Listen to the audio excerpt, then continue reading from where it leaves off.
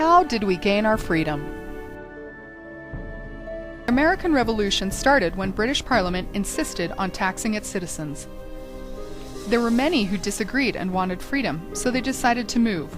Over time, the 13 colonies were formed. The French and Indian War was the beginning of open hostilities between the colonies and Great Britain. With their victory, British Parliament decided to tax the colonies to reassert control and pay off the expenses of the war.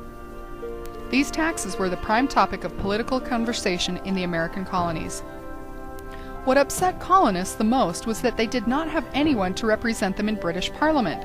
Colonists began saying no taxation without representation. To resist taxation without representation, colonists agreed to quit buying imported goods from Britain. In March, a crowd of people and some British soldiers got into a skirmish. It became deadly when the soldiers fired into the angry mob, killing 5 unarmed people. The next link in the chain of events leading to the Revolutionary War is when the British attempted to impose the Tea Act. The colonists reacted with refusal to buy tea, even though the British were offering the tea at a very low price. They saw that the Tea Act was an attempt to monopolize the tea industry and to collect taxes. Attempts by the British to ship the tea to the colonists were met with refusal and threats. In Boston Harbor, 3 ships were allowed to dock, but before they would sell any tea, a group of colonists dressed as Native Americans stormed the ships during the night, tossing all the tea they could into the harbor. At the start of 1774, the Intolerable Acts came into effect. These acts included the Boston Port Act, Quartering Act, and the Quebec Act. The Intolerable Acts were enforced when the British government needed large sums of money for troops, so of course they taxed the new colonies. The First Continental Congress met on September 5th through October 26th of 1774 to resolve declaration issues. The famous rides of Paul Revere and William Dawes was done on the night of April 18th. The next day, the first shot was fired, which began the Revolutionary War. It was called "The Shot Heard Round the World." The year of 1776 started off right with the writing of Thomas Paine's Common Sense. This passage challenged the authority of the monarchy and the British government. Our nation celebrates its independence every year because Congress revised and debated the Declaration of Independence from July 1st through the 4th. It was publicly read for the first time on July 8th.